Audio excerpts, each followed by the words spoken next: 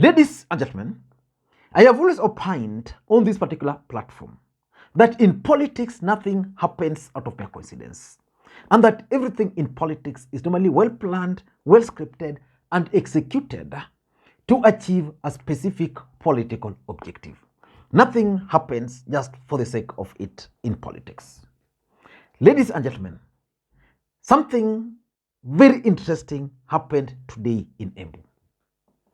William Samoei Arap Ruto, the 5th president of the Republic of Kenya, led the country in celebrating Madaraka Day. And as you know, that's a national event. And in any national event, protocol is normally adhered to. Very few people are accorded the opportunity to speak. And because of that, it's normally in order to recognize a few individuals here and there. As you all know, the event was hosted in Embu, which meant the Embu governor was supposed to speak. Then the deputy president is supposed to invite the president to deliver his speech. Normally, before he invites the president, I think some other key individuals also. Then the president becomes the last. Previously, we would see Uhuru Kenyatta breaking that protocol to allow Raila Odinga to speak, and then Raila Odinga would then sneak in his Azimio partners. But today, Rigathi Gachagua, in his speech, failed to recognize Musalia Mudavadi. And the move by Rigathi Gachagua, if you ask me, was actually designed to achieve certain objectives. There is no way you would have ignored Mudavadi without a political objective. I'm saying this because, number one, Rigathi Gachagua's speech was written. Any written speech is normally written by someone, reviewed, then approved. Then he had to go through it. In that written speech, when he was acknowledging in that particular protocol, he didn't mention Musalia Mudavadi. In fact, he was very clear. He mentioned the speakers of the houses, then the CSS. Number two, if you listened again to that particular speech, by the way, listen to it first before we proceed to the second thing. The Honorable Rigathi Gachagua to make his remarks.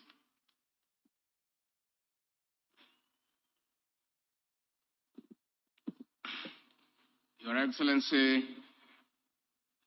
the President of the Republic of Kenya and Commander-in-Chief of the Kenya Defense Forces, Dr. William Ruto, Your Excellency, the First Lady of the Republic of Kenya, Mama Rachel Ruto, Your Excellency, the President of the Republic of Comoros, Azali Assoumani, Your Excellency, the former President of Niger, Yusuf Mahamadou, the Governor, our host Governor of Embu, the Honorable Ses Barire, aka Karinda, who is also the chairperson of the ruling party, the United Democratic Alliance, the Chief Justice and President of the Supreme Court, the Speakers of the National Assembly and the Senate, Cabinet Secretaries present, heads of mission, dear Kenyans. 60 years ago, Kenya attained internal self-rule after an armed struggle led by our gallant men and women. Our great nation has been on a prosperity trajectory despite challenges. Our future is promising, and for this, Your Excellency, we honor our freedom heroes and heroines. On this day, we honor Kenyans whose hard work continues to drive our nation towards a life of dignity. Our resolve to attain this dignity is unwavered. Now you get the drift. Number two was saying, Rigathi Gachagua acknowledged Mbarire. and not just as the governor of Embu, and not just as the chair of UDA. Rigathi Gachagua was very clear that Mbarire is the chair of UDA, the ruling party. Again, significant, because Musalia Mudavadi is not a member of UDA. Rigathi Gachagua was just reminding Musalia Mudavadi that the event here is generally a UDA what? Affair. Otherwise, Mudavadi is ANC. Then, why I also believe that this was intended to achieve objectives, which I want us to look at. Earlier today, before this particular event, these guys took group photo. In that group photo, you could see Ruto. To his left, Rigathi Gachagua. To his right, Musalia Mudavadi. Which means that's the pecking order. Why is it that Rigathi Gachagua failed to elevate Musalia Mudavadi just before introducing the speakers? In this video, I want us to look at the objectives which Rigathi Gachagua wanted to achieve by ignoring Musalia Mudavadi. I know some of you guys will say, oh, Lee, you look at very small things in politics and magnify them. Or, Lee, you are trying to divide UDA or Kenya Kwanza. That's not my objective. My objective is to analyze for you things which you can't see, like this. So I want us to look at the objectives. Before we do that, for those who are watching this channel for the first time, please take a second or two, click that subscribe button so that next time we produce a video like this, YouTube will automatically notify you. And to the subscribers, I want to continue thanking you guys for your continued support, because without that support, this channel cannot be where it is. So just for this video, give it thumbs up. And as usual, you can also send me coffee on the numbers you are seeing on this particular screen, because I know for sure that you enjoy the videos. Now, let us look at the objectives. I want to be a bit brief because of time. Number one, what is coming out is that Rigathi Gachagua is still holding grudge with Musalia Mudavadi. The truth of the matter is that there has been stories within the corridors of power about the beef between Mudavadi and Gachagua.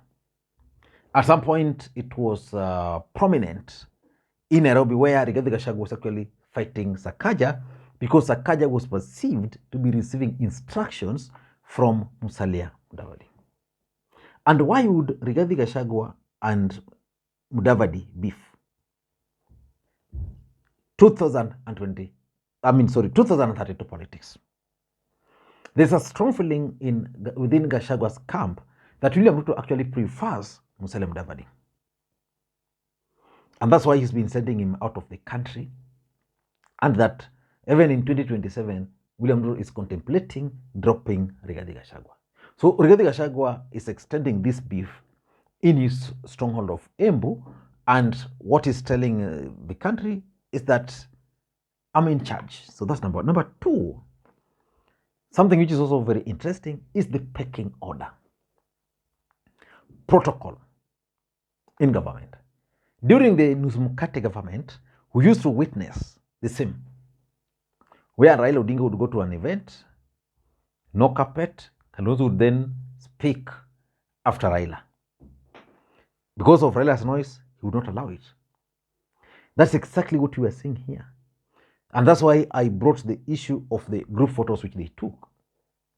The pecking order, as per what I know politically, is that we have the president, we have the deputy president, then we have the chief or prime cabinet secretary. Then you have the speakers,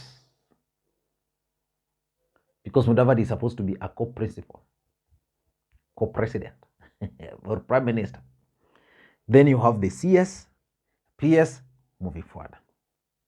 So by Rigathi Gachagua lumping Musalia Mudavadi with the other cabinet secretaries, it simply means that to Rigathi Gachagua, Musalia Mudavadi is just a mere cabinet secretary. Not just a cabinet secretary, but a cabinet secretary without portfolio. Do you agree up to that point? Now, let me tell you the third message which I'm getting here is that Rigathi Gachagua was actually addressing the mountain. He wanted to focus on Mount Kenya leaders.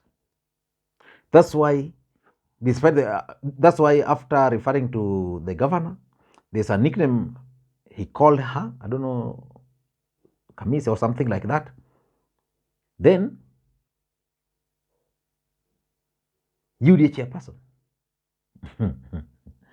So this was a Mount Kenya event, and Rigathi is passionate about Mount Kenya. And lastly, I tend to think it's also coming out that there are serious internal fights within Kenya Kwanza. UDA party, ANC party, Ford Kenya, and ile ya Mutua inaitwanga aje? What's the name of ile chama ya Alfred Mutua? What's the name? Inanipotelea. Can someone remind me? Inaitwanga Maendeleo Chapchap. Yeah, that's why Rigathi had to remind everybody that, we have a ruling party. Thank you, guys, and please let me know if you enjoyed this particular analysis. Thank you, and may you have a good day. Bye-bye.